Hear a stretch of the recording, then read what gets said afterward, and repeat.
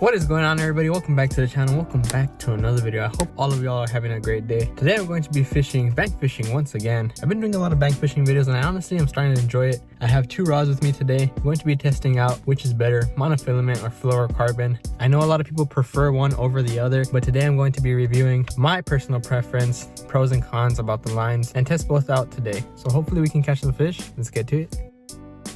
Alright, so it is going to be a little bit windy today and I apologize for that, but monofilament versus fluorocarbon, two similar but very different lines. They both look relatively the same. I brought two rods today and as you can tell, you can barely tell the difference. This is monofilament, this is fluorocarbon. Fluorocarbon is my go-to. There for a while I was using monofilament for quite some time. So let's start off with the pros and cons. Pros and cons is that over time, monofilament, as far as me, I felt like it deteriorated faster than fluorocarbon, so that's why I kind of stick to fluorocarbon. Another reason why I like fluorocarbon, you can go up higher in like the strength of the line. It won't be as thick as monofilament would be. As of right now, I'm using 17-pound fluorocarbon. That's always been my go-to and it's just really strong for me, so that's why I like fluorocarbon. As far as monofilament goes, the heavier you go, the thicker it'll be, and that's with all lines of course, but fluorocarbon is a little thinner when it gets to heavier lines, so that's why I like using fluorocarbon. But I will say that monofilament does have the advantage of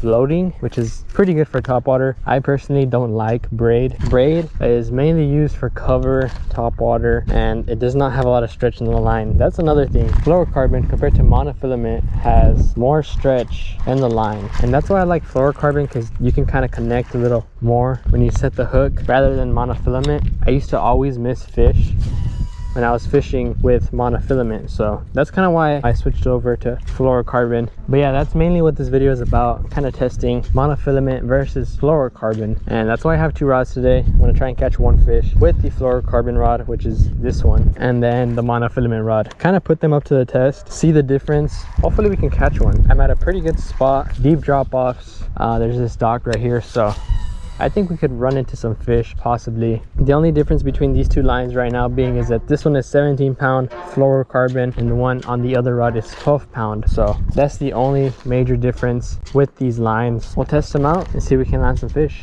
I've made it to the second spot of the day and I've actually never fished this spot on my channel. I've known about this spot for quite some time, even before I started my channel, but I've only ever caught one fish here and that was on my kayak, and that's back when the water used to be way over there. The water is really low now at this point, so I always give spots, even though I never catch fish in some spots, I always give them a chance and I keep fishing them every now and then. So there's some cover past the point over there, there's some kind of deep drop-offs, and that's what I mainly want to fish because I think that's where these fish are hanging out. So hopefully we can land some fish today. I really want to try and make it happen. These next few days there's not that much of a chance of fishing because it's going to be raining, so the water is actually very clear back in this cut. I also ditched the other rod with fluorocarbon because I only wanted to bring one rod down to this point. I already know how fishing with fluorocarbon feels either way, so I'll kind of compare it off of what I already know, but see if we can catch some fish. All right, so I've made it to the main spot where I want to fish. I've kind of been casting here and there on my way to this spot, but this is the main area where I really want to focus on. The last time I was here, this is where I got bites, and it just seems logical that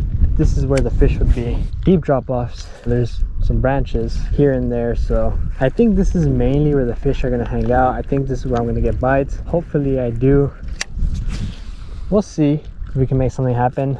I'm using a bandito bug, so I hope that's what these fish want. I'm getting bit. He's running towards me. Oh, I had one. I literally had one. I guess that it is what these fish want. Monofilament. That's one reason I hate it. When I set the hook, I did not feel tension till halfway on the hook set. I'm really gonna have to reel down and set the hook extremely hard. I tried to set it hard there, but even then, that was pretty tough.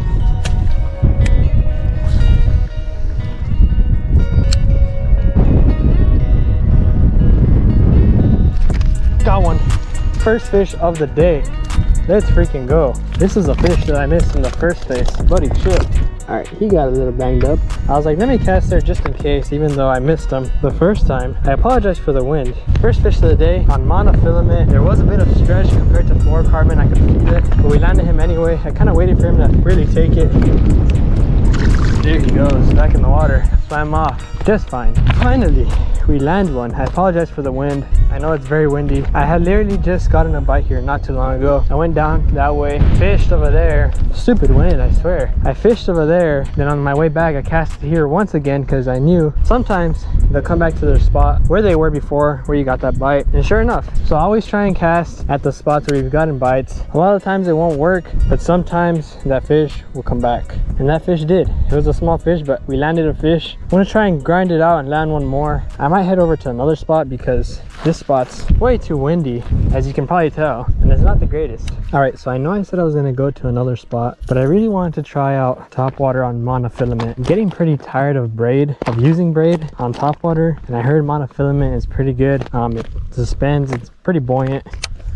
It's not really the season to catch fish on topwater, but I have seen about five blow-ups, yeah, around there in this area. So I'm gonna give it a shot. I have about 30 minutes to fish either way. I'm running out of daylight. I think maybe there could be one fish. Oh, I don't know if y'all saw that. The fish just busted right here. I'm telling you, fish are busting. Even though it's like the middle of winter, there's still fish active on topwater. It wasn't a big fish, maybe a bluegill, but I've seen little bass blow up here and there on topwater. I think there could be a chance that we get a big bass to come up and eat this bait. There's a small chance, but oh my gosh, as I was saying, that was insane. That bass just out of the water.